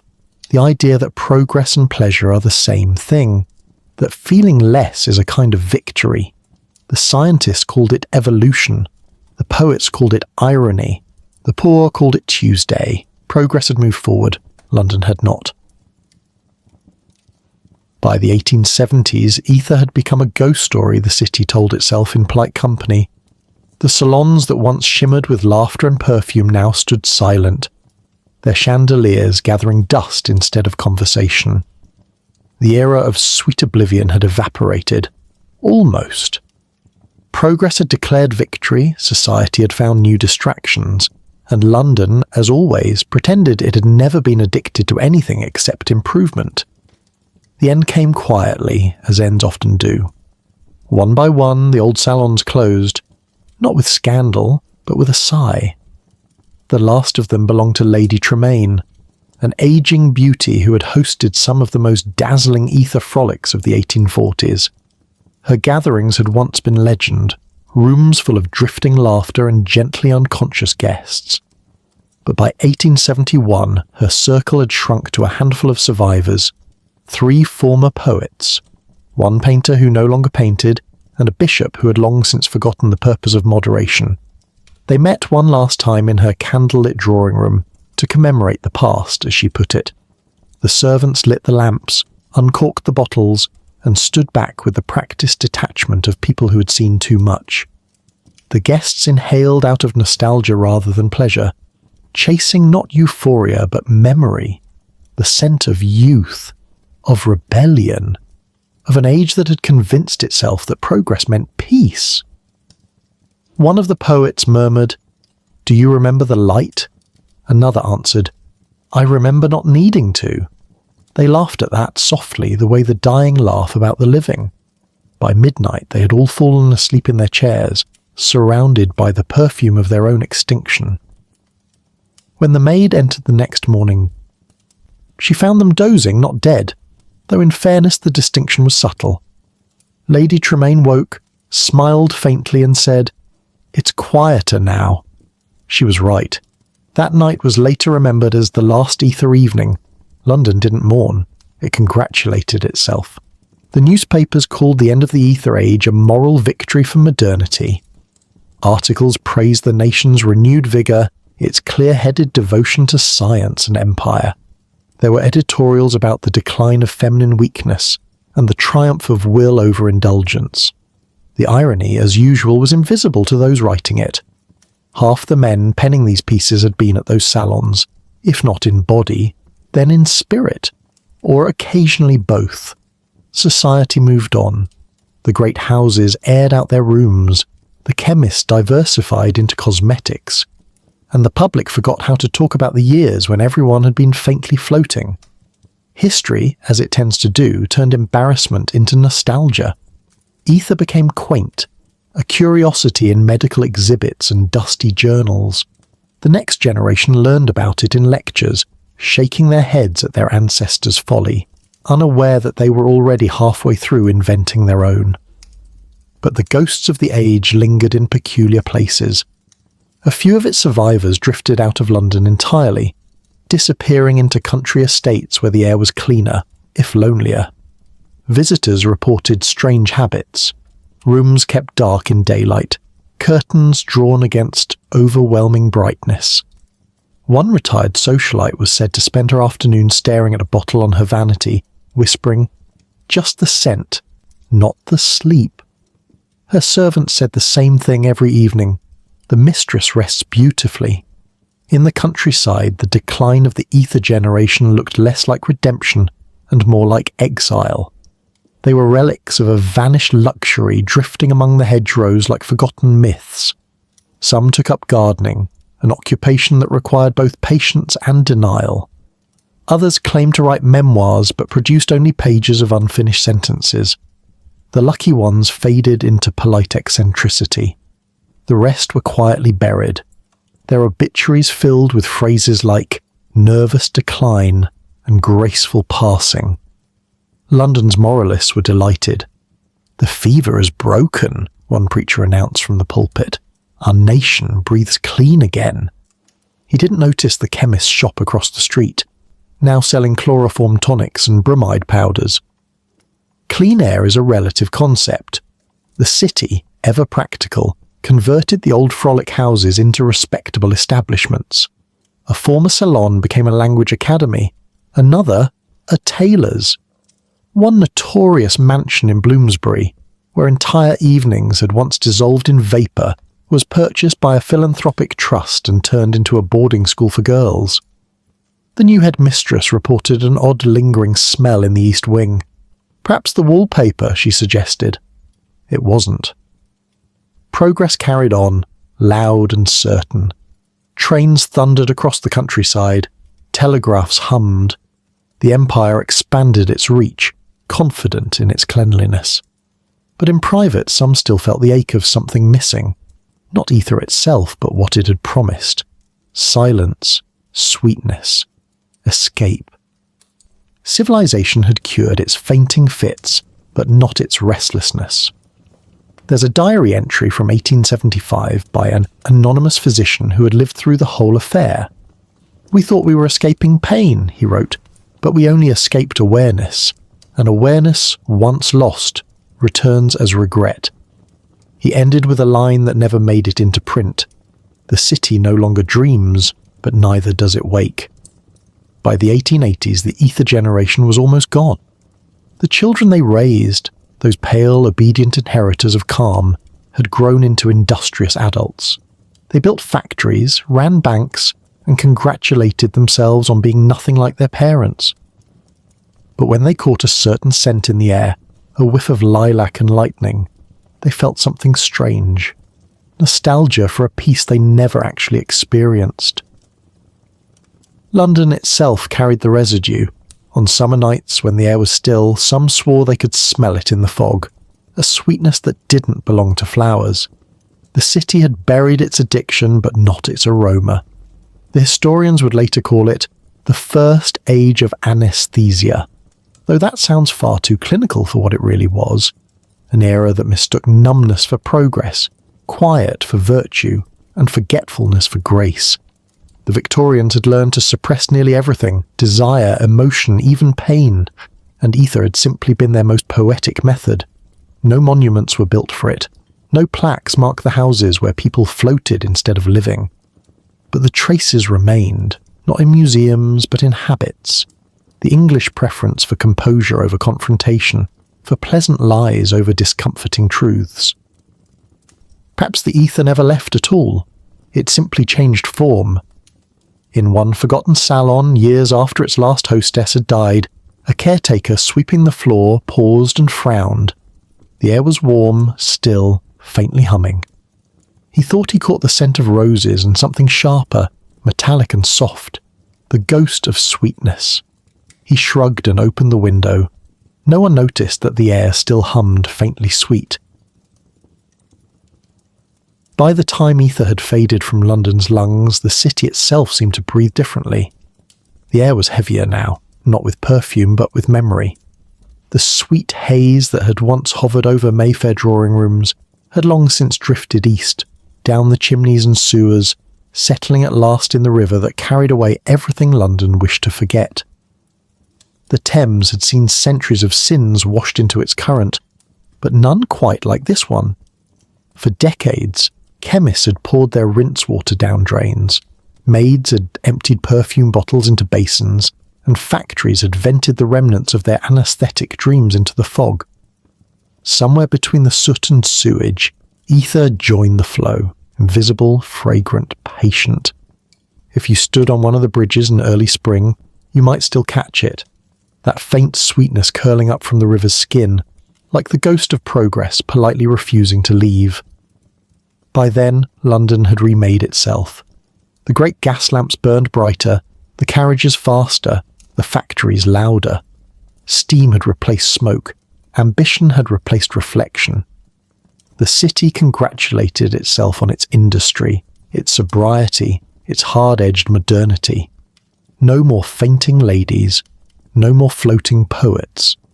London had matured, though in truth it had simply learned to suppress its symptoms more efficiently.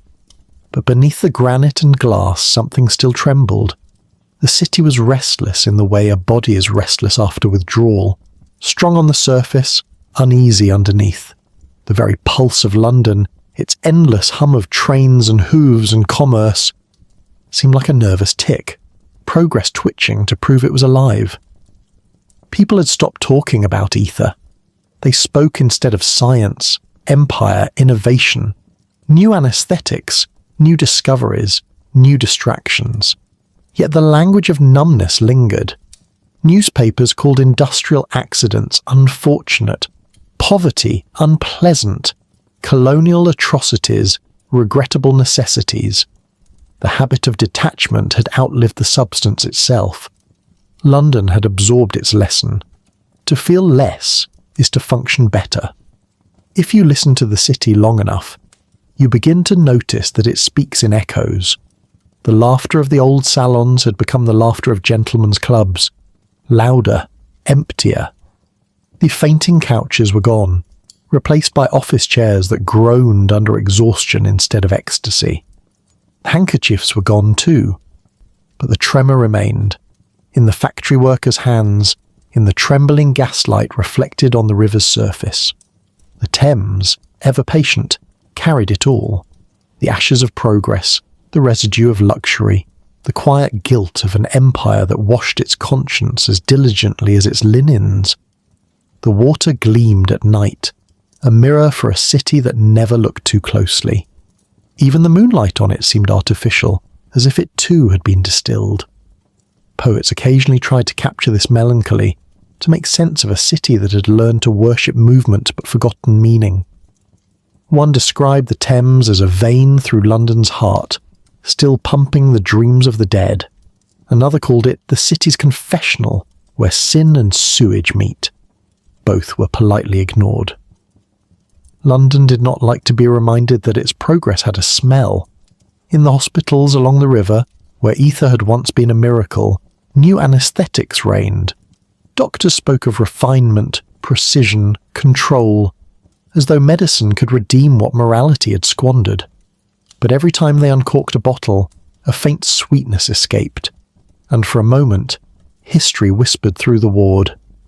Mercy and regret still shared the same fragrance. Sometimes late at night, bargemen claimed they saw odd things on the water, pale shapes drifting just below the surface like veils or clouds. Superstition, they said, a trick of the fog. But one old sailor swore that the river smelled like the dead who never stopped dreaming. No one printed that quote, of course. It didn't suit the modern age. Because modern London had no patience for ghosts. It paved over them, built factories above them, turned them into tourist attractions. The past was profitable, so long as it stayed decorative. Ether, when it appeared at all, did so in museums, a small glass bottle labelled medical anaesthetic, C. 1847. No mention of the parties, the deaths, or the quiet despair that had once perfumed an empire. just a neat tag, a clean shelf, and an air-conditioned forgetfulness. The Victorians had believed that everything could be refined: manners, machines, morality. But refinement, like ether, has a tendency to erase. What London learned from its addiction was not to stop escaping pain, but to hide the means better. By the end of the century, the city had replaced chemical oblivion with social anesthesia. Silence, routine, respectability. People no longer inhaled to forget. They simply worked longer hours. And yet, if you walked the riverbank at dusk, you could still feel it. That faint pulse underfoot. That whisper of something almost human beneath the roar of the city. The water glimmered, sluggish and strange, carrying with it the diluted remains of an age that had tried to feel nothing and called it civilization. Perhaps the river remembered because someone had to. Cities, like people, collect what they can't confess. The Thames had swallowed the city's experiments, its indulgences, its tears and tonics alike. It knew every failure, every denial, every sweet deception. And still it flowed, patient as memory, forgiving as time. Historians would later claim that London had recovered its moral equilibrium after the ether years. They pointed to cleaner streets, stricter laws, healthier citizens, but progress, like perfume, only masks. Beneath the surface, the scent lingered, that mix of ambition and amnesia, refinement and rot.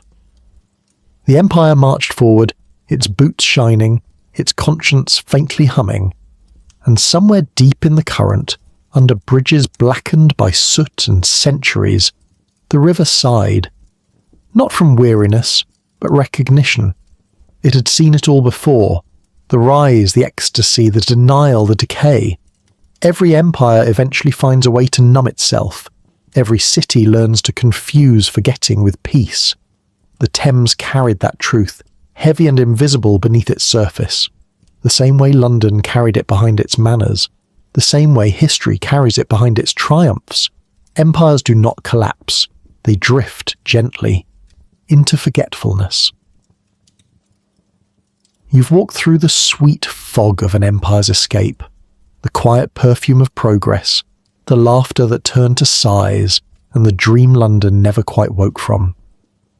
You've seen the salons shimmer, the poets float, the doctors smile too calmly while the city learned to mistake numbness for virtue. And now, at the edge of it all, you stand where the air is clear again, or as clear as London ever allows. If you listen closely, you can still hear it. The faint hum beneath the cobblestones, the heartbeat of a city that once tried to silence its own pulse. The lamps are burning low now, the carriages have long gone, and somewhere, beyond the Thames, the fog curls around history's forgotten corners like a blanket tucking the century in. If you've stayed awake this long, thank you for surviving Victorian England with me. You've breathed the fumes of its progress, peeked behind its curtains of lace and denial, and somehow emerged, blinking, curious, and perhaps a little wiser. The truth is, every age has its ether, its favourite way of softening the edges, pretending discomfort isn't necessary. Maybe ours just glows from a smaller screen instead of a crystal flask. The Victorians believed they were perfecting the world. What they perfected was the art of comfort, the steady silencing of everything inconveniently human. But comfort and conscience rarely coexist for long. One must always exhale to make room for the other. So, as the city sleeps, breathe in what's left of its lesson. The air is cooler now, touched by memory. The river moves more slowly. And for all its grandeur, London remains what it always was. A restless body dreaming of calm, humming faintly with all the things it tried to forget. Sleep well, and remember, not every luxury was worth the numbness.